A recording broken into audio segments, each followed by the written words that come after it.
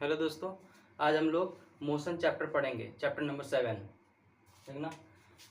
Motion motion कौन कौन सा टॉपिक हम लोग डिस्कस करेंगे वो उसको एक बार बता देते हैं। पहले तो हम लोग पढ़ेंगे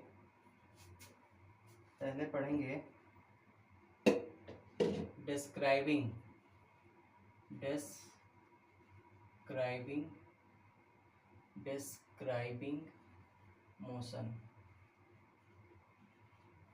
दूसरा, motion along a straight line।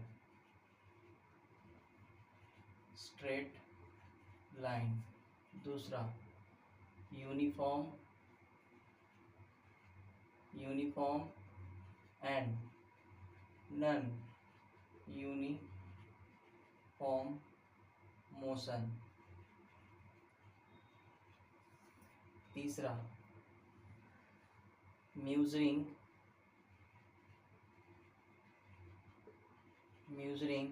the rate of motion, speed with direction, है ना। इसके बाद पढ़ेंगे the rate of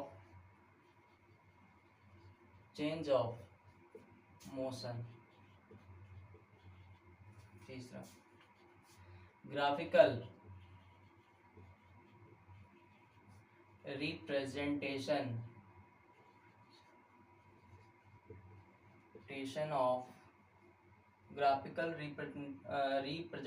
of motion, equation of motion by graphical method।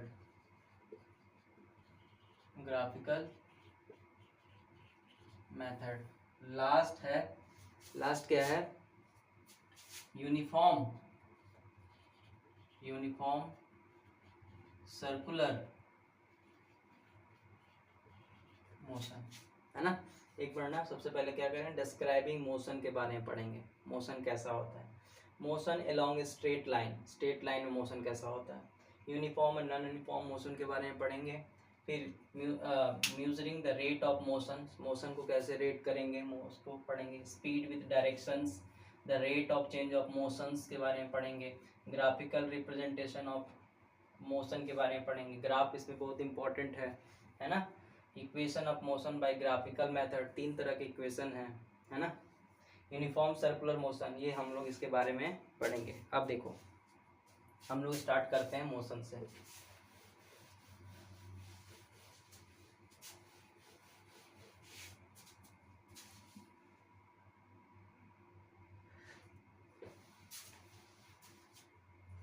तो मोशन क्या है कि अगर कोई भी ऑब्जेक्ट अपना ये क्या कर रहा है, यहाँ आ जाता है, ए से पॉइंट से यहाँ बी तक आ जाता है। मतलब यहाँ था पहले, अब यहाँ आ गया, मतलब इसका पोजीशन चेंज हो गया। क्या हो गया, पोजीशन चेंज हो गया। तो ये क्या है, ऑब्जेक्ट यहाँ से यहाँ आ गया ना, है ना।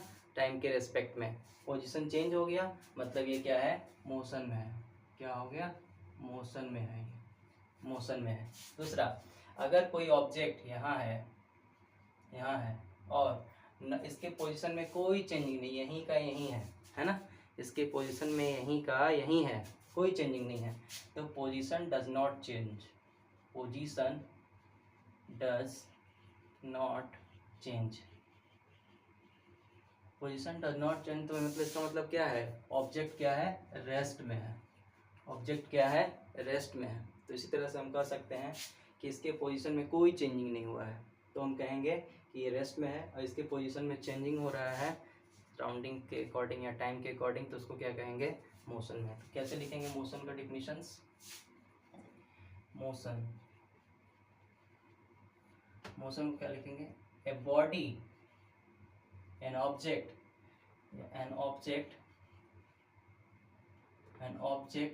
is said to be in motion when it changes with when it changes its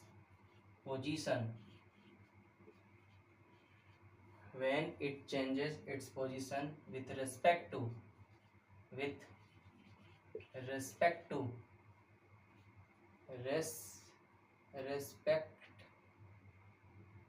respect to surround with respect to time या सराउंडिंग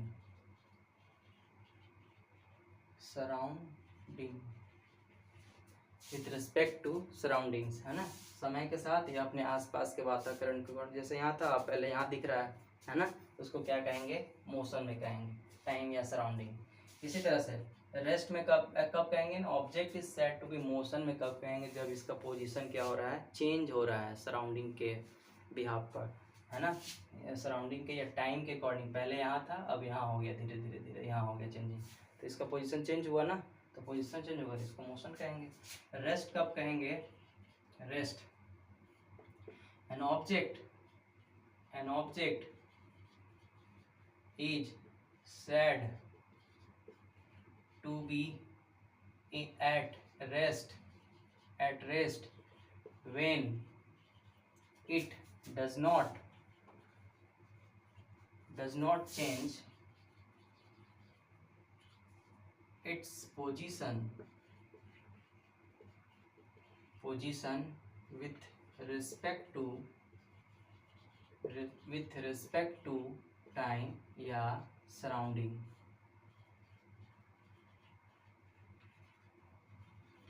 अपने टाइम के अकॉर्डिंग नहीं कोई चेंज होता है ना, अपने सराउंडिंग के अकॉर्डिंग चेंज होता है, कोई भी एक लिख सकते हैं आप, है ना। रेस्ट में तभी कहेंगे जब इसकी पोजीशन में कोई चेंजिंग नहीं होगा। ये तो हो गया रेस्ट और मोशन, है ना, कब कोई किसी वस्तु को मोशन में कहना है, कब किसी वस्तु को रेस्ट में कहना है। एक और होता है मोशंस, एक और होता है, इसको भी देख लेते हैं।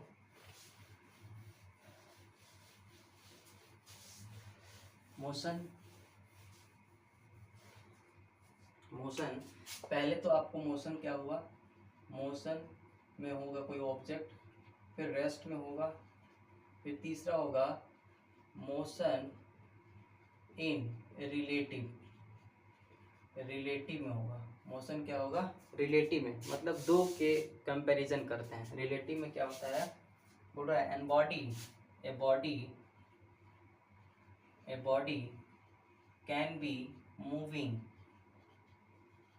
a body can be moving for one observer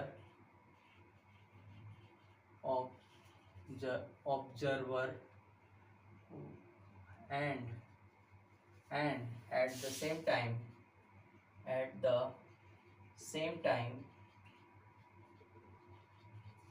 at rest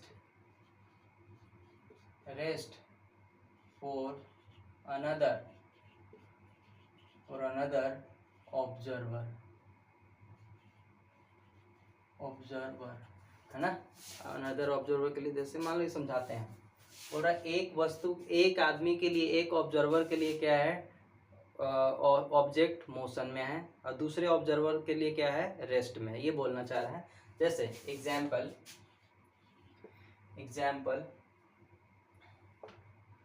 train में है, ट्रेन है, मान लो ये ट्रेन है, और ये यहाँ का एक ऑब्जर्वर यहाँ है, एक ऑब्जर्वर यहाँ है ना, इधर ऑब्जर्वर है ये, मान लो ये क्या है, ऑब्जर्वर है, ट्रेन में बैठा हुआ आदमी। ट्रेन में जो बैठा आदमी है, कभी आप सफ़र किए होंगे ट्रेन में बैठा आदमी क्या होता है, देखता है कि मेरी ट्रेन क्या है, रुकी हुई है, रेस्ट मोड में है। मैं ऐसा लगता है कि ट्रेन रुकी हुई है मेरी ट्रेन, और इधर का जो पेड़ पौधा है ना, ये इस डायरेक्शन में मोशन कर रहा है, यानी कि ये क्या है, इधर वाला जो पेड़ पौधे हैं, प्लांट्स वगैरह, ये क्या कर रहे हैं, मोशन में है, मोशन में है ना, ये मोशन में है, ऐसा लग रहा है। इसके जस्ट इसको यहाँ जो बैठा आदमी है, ट्रेन में बैठा आदमी, पूरा ट्रेन हमारी रुकी हुई है और सामने ये जो पेड़ पौधे इधर लगे हुए ना, अपने आसपास के बिल्डिंग जो दिखाई देते हैं विंडो के साइड, वो क्या लग रहा है कि ऐसे ऐसे ये चल रहा है। हम लोग ट्रेन यहीं रुकी हुई, ये चल रहा है, जमीन चल रहा है, धरती चल रही है, पेड़ पौधे चल रहे हैं, ऐसा लगता है दूसरे ऑब्जर्वर के लिए। इस ऑब्जर्वर के लिए लगेगा ऐसा। अच्छा, इसको क्या लगेगा, इसको लगेगा कि ये चल रहा है, ये मोशन में है, और ये क्या है, हम क्या है, रेस्ट में है, हम रुके हुए हैं जबकि ट्रेन चल रही है। और इसके लिए ये क्या लगेगा, इसके लिए इसको क्या लगेगा, इसको क्या लगेगा कि हम रेस्ट में हैं और गाड़ी क्या चल रही है, चल रही है, गाड़ी ट्रेन चल रही है। वही बोल रहा है कि body can be moving, body move कर रही है, और वन ऑब्जर्वर, एक ऑब्जर्वर को लग रहा है ट्रेन चल रही है, और दूसरे ऑब्जर्वर को उसी समय इसको लग रहा है ये तो चल रही है, इसको क्या लग रहा है कि ये रुकी हुई है, ये चल रहा है ना। तर्क समझ में आ गया, ट्रेन में बैठोगे तो आप समझ में आ जाएगा आपको, है ना। ऐसे लगेगी कि ट्रेन रुकी हुई है, जबकि सामने जो खिड़की से देखोगे ना पेड़ पौधे, वो लग रहे हैं चल रहे हैं। एक जो हमको लगा उधर से जो देखा गया आदमी खिड़की तरफ से देखेगा, उसको लगेगा ट्रेन चल रही है, हम रुके हुए हैं, तो दोनों एक ही साथ होता है। ये तो हो गया रिलेटिव मोशंस। अब हम लोग पढ़ेंगे फिजिकल क्वांटिटी। अच्छा, मोशन का एग्जाम्पल नहीं दिया आप, मोशन का एग्जाम्पल हो जाएगा, example of motion, movement of river, है ना, मूवमेंट ऑफ रिवर हो गया। और क्या हो गया, रिवर इस तरह से घूमती रहती है। दूसरा क्लॉक होता है, मूवमेंट ऑफ क्लॉक की घड़ी क्या होती है, टिक टिक टिक टिक टिक टिक टिक टिक टिक ऐसे ऐसे घूमती रहती है समय के साथ, कभी इस डायरेक्शन में कभी इस डायरेक्शन में। और जो अर्थ होता है, मूवमेंट ऑफ अर्थ क्या होता है, इलिप्टिकल मोशन में ऐसे मूव करता रहता है, तो ये मोशन में है। ये सारे मोशन के एग्जाम्पल है ना, मोशन के एग्जाम्पल है ऐसे, ये सब मूवमेंट ऑफ रिवर, है ना, movement of hands of clock, ये सब रोटेशन ऑफ अर्थ, ये सब हो गया, ये सब एग्जाम्पल है मोशंस के। अब हम लोग पढ़ेंगे, होपफुली आपको मोशन रेस्ट समझ में आ गया होगा, और रिलेशन में कैसे कहेंगे, रिलेटिव मोशन कैसे कहेंगे। अब हम लोग पढ़ेंगे फिजिकल क्वांटिटी। फिजिकल क्वांटिटी, जिसको कि हम लोग फिजिकल क्वांटिटी को ही क्या बोलते हैं, फिजिकल क्वांटिटी मतलब भौतिक राशियाँ, भौतिक राशियाँ। एनीथिंग, कोई भी चीज़, anything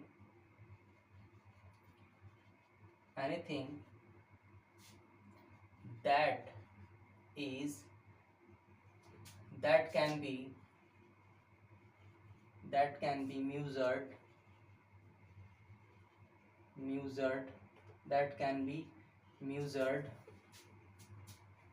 can be measured, is called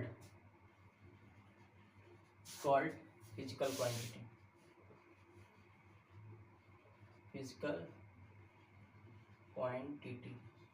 है ना, physical quantity can be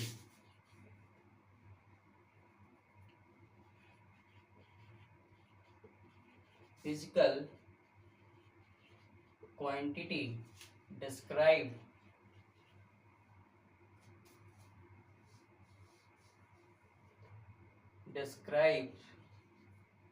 can be described, या describe ही लिखो, describes by numerical value, a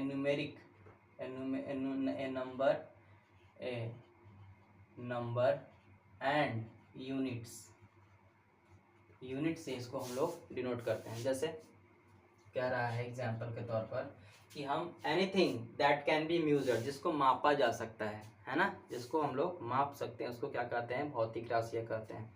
इसको कैसे डिनोट करते हैं, डिस्क्राइब करते हैं नंबर और यूनिट की सहायता से। जैसे देखो, जैसे अपना हम लोग हाइट अपना माप सकते हैं, अपना वेट माप सकते हैं, है ना, हमारी जो जैसे हमारा घर है वो दूर यहाँ से, तो डिस्टेंस माप सकते हैं कितना है, टाइम माप सकते हैं, देखो क्या माप सकते हैं, हाइट, हाइट को मेजर कर सकते हैं, फिर अपना वेट को मेजर कर सकते हैं, टाइम को हम मेजर कर सकते हैं, डिस्टेंस को कर सकते हैं। ये सब सारे क्या हैं, etc, ये सब सारे फिजिकल क्वांटिटी। कैसे करेंगे, हाइट को करना होगा तो क्या लिखेंगे, 6 फीट, 6 फीट का बनता है ना। कि वेट को करना होगा तो 60 kg, टाइम को करना होगा तो 30 सेकेंड, ऐसा कुछ। डिस्टेंस करना हो तो 100 मीटर, ऐसा लिखते हैं ना, या 100 किलोमीटर, 100 मीटर या 100 किलोमीटर। तो कहने का तर्क ये है कि ये जो 6 न्यूमेरिकल वैल्यू है, न्यूमेरिकल वैल्यू, और ये क्या है, यूनिट्स है, यूनिट्स। इसी न्यूमेरिकल वैल्यू को हम लोग क्या कहते हैं, मैग्नीट्यूड कहते हैं, मैग्नीट्यूड कहते हैं, जिसको परिमाण हिंदी में बोलते हैं, है ना। मैग्नीट्यूड मतलब सिर्फ न्यूमेरिकल वैल्यू को ही क्या कहते हैं, मैग्नीट्यूड। ये फीट है। तो जब भी फाइनली देखो यहाँ भी ये क्या है, न्यूमेरिकल वैल्यू यानी कि मैग्नीट्यूड है, ये क्या है, यूनिट्स है। ये न्यूमेरिकल वैल्यू कोई न्यूमेरिकल वैल्यू है और ये यूनिट्स है। न्यूमेरिकल वैल्यूज को क्या कहते हैं, मैग्नीट्यूड कहते हैं, है ना। ये न्यूमेरिकल वैल्यू है, ये यूनिट्स है। Numerical value, units. देखो ये न्यूमेरिकल वैल्यू, न्यूमेरिकल वैल्यू, और ये क्या है, यूनिट्स, ये यूनिट्स है। अच्छा ठीक है, ये न्यूमेरिकल वैल्यू को ही क्या कहते हैं, मैग्नीट्यूड कहेंगे, मैग्नीट्यूड कहेंगे, ठीक है। अब देखो फिजिकल क्वांटिटी दो तरह से होता है, होपफुली ये समझ में आ गया होगा। इस तरह से सारे फिजिकल क्वांटिटी जो होते हैं दो तरह के होते हैं। फिजिकल क्वांटिटी दो तरह के होते हैं, कौन कौन, फिजिकल क्वांटिटी दो तरह के होते हैं, कौन कौन। एक होता है स्केलर, स्केलर क्वांटिटी, एक होता है vector quantity, vector quantity. Scalar quantity, vector quantity, है ना। स्केलर क्वांटिटी में क्या होता है, पहले तो आपको हम डिफरेंस बता देते हैं। देखो स्केलर क्वांटिटी में क्या होता है ना, सिर्फ स्केलर हमने कहा 5 किलोमीटर जाना है आपको, 5 किलोमीटर जाना है। इसमें क्या हमने कि 5 किलोमीटर नॉर्थ जाना है, 5 किलोमीटर नॉर्थ जाना है। तो ये तुम्हारा क्या हो गया, 5 क्या है, न्यूमेरिक वैल्यू है, 5 ये दोनों क्या है, न्यूमेरिकल वैल्यू है, न्यूमेरिकल वैल्यू है। और हमने बताया था कि न्यूमेरिकल वैल्यू को ही सिर्फ क्या कहते हैं, मैग्नीट्यूड कहते हैं, मैग्नीट्यूड। ये देखना, ये तुम्हारा क्या है, न्यूमेरिकल वैल्यू है, न्यूमेरिकल वैल्यू है। न्यूमेरिकल वैल्यू को ही क्या कहते हैं, मैग्नीट्यूड, मैग्नीट्यूड प्लस। अब देखो इसमें कोई डायरेक्शन नहीं है, लेकिन इसमें क्या है, डायरेक्शन है, इसमें क्या है, डायरेक्शन है। तो मैग्नीट्यूड प्लस डायरेक्शन दोनों हो ना, तब हम लोग क्या कहेंगे, वेक्टर क्वांटिटी है, और ये क्या है, स्केलर क्वांटिटी है ना। तो इसमें डिफरेंस क्या हो जाएगा, क्या लिखेंगे, क्या लिखेंगे, scalar physical quantity, physical quantity that has only magnitude but no direction but no direction। इसमें क्या है, इसमें सिर्फ ऐसे फिजिकल क्वांटिटी जिसके पास सिर्फ मैग्नीट्यूड हो, डायरेक्शन ना हो। हमने बोला 5 किलोमीटर जाना है, तो 5 किलोमीटर किधर जाओगे, नॉर्थ जाओगे, ईस्ट जाओगे, साउथ जाओगे, वेस्ट जाओगे, ये तो पता नहीं है। 5 किलोमीटर हमको जाने के लिए बोल दिया, लेकिन हम लोग डेस्टिनेशन तो नहीं पहुंच पाएंगे। अगर हमने कहा कि आपको 5 किलोमीटर नॉर्थ में जाना है, 5 किलोमीटर नॉर्थ में जाना है, यानी कि नॉर्थ साइड में जाना है आपको 5 किलोमीटर, वहीं रुक जाना है फिर इसके बाद, है ना। तो तो ये क्या हुआ, मैग्नीट्यूड तो हुआ ही, साथ साथ डायरेक्शन भी है इसमें, है ना, यही है लॉजिक। तो साथ में इसको हम लोग क्या लिखेंगे, physical quantity, physical quantity that has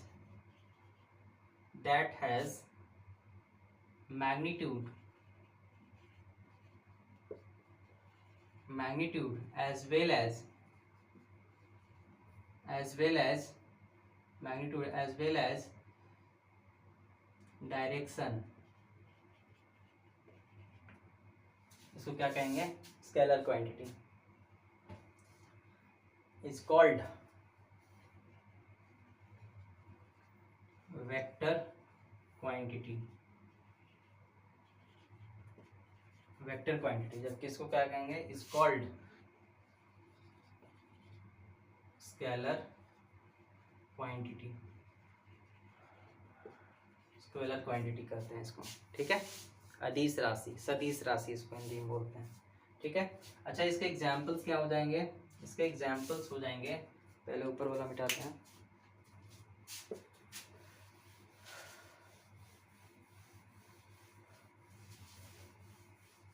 इसके एग्जाम्पल होंगे आपके, इसके एग्जाम्पल हो जाएंगे, पहले तो हो जाएगा तुम्हारा टाइम, डिस्टेंस, वेट, है ना, टाइम, डिस्टेंस, मास एक्सेट्रा। इधर क्या हो जाएगा, इधर हो जाएगा डिस्प्लेसमेंट, वेलोसिटी, एक्सेलरेशन, फोर्स, इस ETC, ये सब। देखो फोर्स क्या होता है ना, फोर्स में क्या होता है, मान लो 5 न्यूटन हम फोर्स लगाए, 5 न्यूटन फोर्स, तो इसके फोर्स के 2 टाइप होते हैं, पुश और पुल, दोनों ही फोर्स हैं।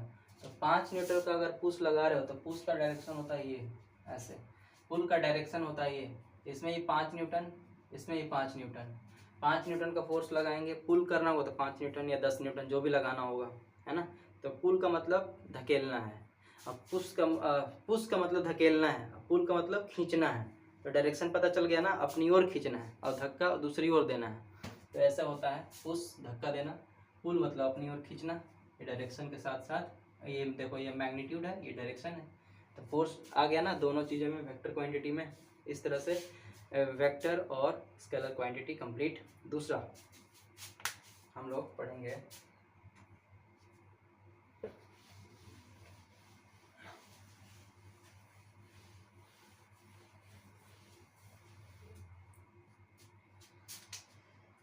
पढ़ेंगे डिस्टेंस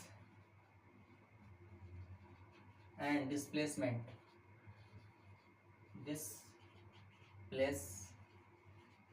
डिस्टेंस और डिस्प्लेसमेंट क्या होता है इसको समझ लेते हैं। ये ग्राउंड है, क्रिकेट ग्राउंड या कोई भी ग्राउंड है, मान लो यहाँ एक क्या है, इनिशियल पॉइंट है ए, यहाँ लिख देते हैं इनिशियल पॉइंट, और बी, तुम्हारा बी जो है फाइनल पॉइंट है, ठीक है जी। इनिशियल पॉइंट से अगर कोई आदमी यहाँ से चलना शुरू करेगा, इस तरह से यहाँ आएगा, ये कितना चला, मान लो 250 मीटर चला, 250 मीटर चला, एक्चुअल पाथ है ये क्या है, इधर से आएगा चाहे इधर से आएगा, तो ये हो गया आपका एक्चुअल पाथ, इसी को कहते हैं, एक्चुअल पाथ को ही बोलते हैं डिस्टेंस, है ना। अब जैसे मान लो अब यहाँ से भी आएगा तो भी वही 250, फिर यहाँ से भी तो भी, लेकिन सबसे शॉर्टेस्ट दूरी क्या हो जाएगा, ये वाला ए टू बी, ये वाला, यानी एक, ये कितना हो जाएगा 150 मान लेते हैं। यहाँ से यहाँ सबसे शॉर्टेस्ट दूरी हो गया, इसको क्या बोलेंगे, शॉर्टेस्ट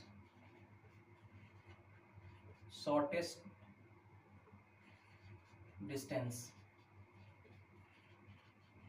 शॉर्टेस्ट डिस्टेंस को ही क्या बोलते हैं, डिस्प्लेसमेंट। डिस्प्लेसमेंट सबसे शॉर्टेस्ट डिस्टेंस, इससे शॉर्टेस्ट क्या हो जाएगा, यहाँ 250 लग रहा है, 150 में ही आ गया है ना, तो इसको कहेंगे डिस्प्लेसमेंट, इसको कहेंगे डिस्टेंस। याद रहेगा, याद रहेगा।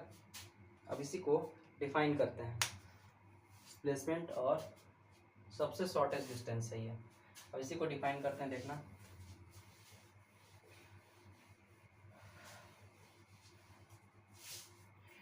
डिस्टेंस, डिस्टेंस क्या होता है, distance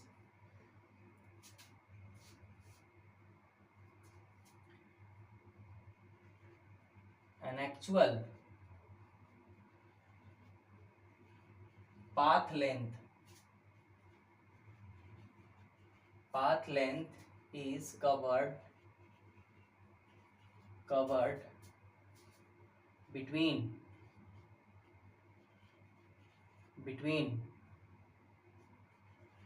two points, is covered between two points is called distance. Distance है ना, डिस्टेंस किसको कहेंगे, जब एक्चुअल पाथ लेन को जो दो पॉइंट के बीच में होता है, एक्चुअल पॉइंट को, है ना, ये वाला इस तरह से इसको बोलेंगे, है ना, इसको बोलेंगे डिस्टेंस। फिर दूसरा डिस्प्लेसमेंट किसको कहेंगे, displacement the shortest distance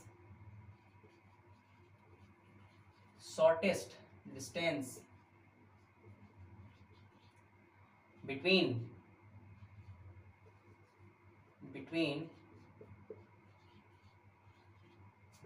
initial point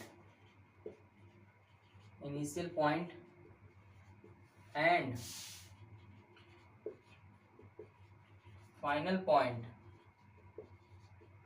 is the shortest distance between initial point and final point is called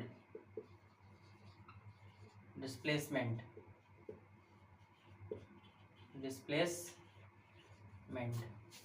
अच्छा, डिस्प्लेसमेंट क्या होता है, जैसे मान लो यहाँ से हम गए, डिस्प्लेसमेंट जहाँ से स्टार्ट किए, यहाँ से स्कूल गए, स्कूल से फिर रिटर्न हो गए, तो हम घर ही आ गए ना।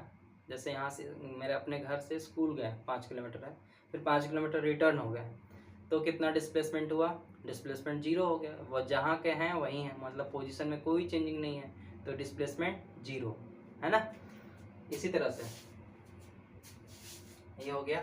अब इसी को समझाते हैं।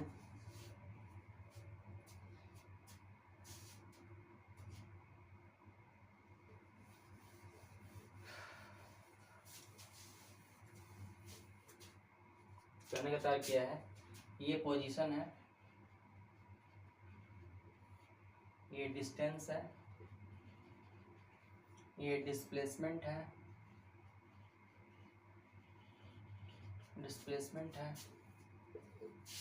पोजीशन हम लोग कहाँ से कहाँ तक किए थे, ए और B, A to B position कहाँ था, ए से बी तक, यहाँ से चले थे तो कितना चला था, 250। डिस्टेंस कितना हुआ जी, यहाँ से यहाँ तक 250 मीटर, जबकि डिस्प्लेसमेंट कितना था, ए से बी तक आने में 150, यहाँ कितना था, 150 मीटर। ठीक है। दूसरा इस तरह से, दूसरा पोजीशन, अगर ए टू ए यहाँ से स्टार्ट किए और ये सिर्फ ए तक ही पहुँच गया, तो डिस्टेंस कितना हुआ, यहाँ से यहाँ तक तो 250, फिर यहाँ से यहाँ तक 250 कितने हो गए, 500। जबकि जहाँ से स्टार्ट किया वहीं पहुँच गए, यानी कोई पोजीशन चेंज नहीं हुआ, जहाँ से वहीं, तो ये तो डिस्प्लेसमेंट कितने हो गए, 0। ऐसा समझ में, जहाँ से स्टार्ट किए थे वहीं पहुँच गए फिर से, तो डिस्प्लेसमेंट 0 हो जाएगा। डिस्प्लेसमेंट कहने का तर्क यह है कि if distance is equal to displacement,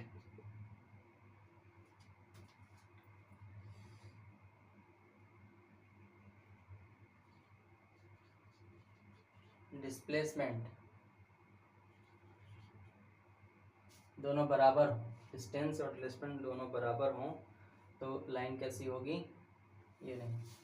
अच्छा देखो, ये इससे देखो, ये बोल रहा है ना कि डिस्टेंस जो होता है, डिस्टेंस ऑलवेज ग्रेटर देन होता है और इक्वल टू डिस्प्लेसमेंट के, डिस्प्लेसमेंट के बराबर भी हो सकता है और डिस्प्लेसमेंट से हमेशा बड़ा होता है डिस्टेंस, ठीक है, डिस्प्लेसमेंट से हमेशा बड़ा होता है।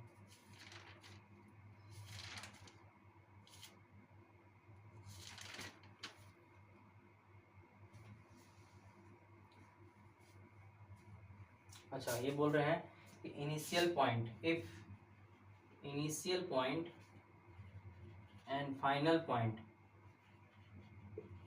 दोनों का बराबर हो, ये तो पहले ही यहाँ बता दिए, फाइनल पॉइंट बराबर हो, फाइनल पॉइंट बराबर हो, तब क्या कहेंगे कि डिस्प्लेसमेंट कितना हो गया, 0 हो गया। डिस्प्लेसमेंट कितना हो गया, 0 हो गया। देखो यहाँ से ए से स्टार्ट किए तक पहुँचे तो डिस्प्लेसमेंट 0, जहाँ से स्टार्ट करेंगे वहीं पहुँच जाएंगे ना राउंड में, तो वो डिस्प्लेसमेंट पूरी तरह से 0 हो, लेकिन डिस्टेंस क्या होगा, काउंट होगा, है ना। ठीक है गाइस, इस तरह से यहाँ तक आज कंप्लीट करते हैं। नेक्स्ट वीडियो में नेक्स्ट क्लास की बात करेंगे। Thank you.